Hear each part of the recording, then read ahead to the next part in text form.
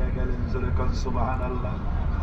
এবার সিদরাতুল মুনতাহা পর্যন্ত যাওয়ার পথে যত ঘটনা ঘটলো সেগুলো আপনারা ইতিহাস থেকে পড়ে নেবেন, ওগুলি বলার সময় আমার কাছে নাই। সিদরাতুল মুনতাহায় যাওয়ার পর হযরত জিবরাইল বলেন, আর আমি যেতে পারবো না, এটা হলো বিপজ্জনক বর্ডার। আমি যদি আর এক চুল অগ্রসর হই তাহলে আমি জ্বলে পুড়ে ছাই হয়ে যাব, আমার আর যাওয়ার অধিকার নাই। হুজুর সেখানে বসে থাকলেন। জিবরাইল বলে গেলেন, এখান থেকে আপনাকে নেওয়ার কুদরতি ব্যবস্থা হয়ে যাবে। রাসূল দুনিয়ায় ফিরে এসে হযরতে বেলালকে ডেকে বলেছিলেন, বেলাল গো, এমন কি আমল তুমি করো আমারে শোনাও।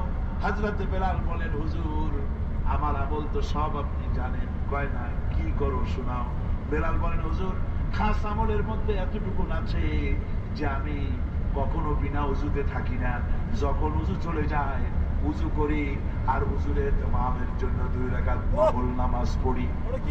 হুজুর বলেন, বেলাল কি করলাম তুমি এই আমল করবা না, কারণ সিদরাতুল মুনতাহায় হযরত জিবরাইল আমার যখন ছেড়ে চলে গেলেন আমার একা একা বড় ভয় লাগতে লাগলো।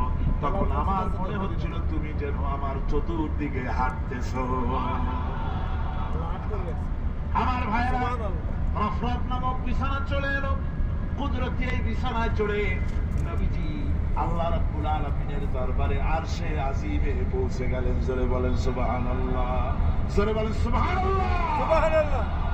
যেখানে পৃথিবীর কোন মানুষের যাওয়া সম্ভব নয়, গোটা পৃথিবীর মানুষের মর্যাদা আল্লাহ পাক বাড়ায় দিলেন। আরশে আজিমে হুজুরকে নিয়ে গেলেন। তারপরে তিনি কথাবার্তা হুজুরের সাথে কি বললেন সেই কথাগুলি নিয়ে আমাদের দেশে কথা হলো এই যে হুজুরকে নিয়ে আল্লাহ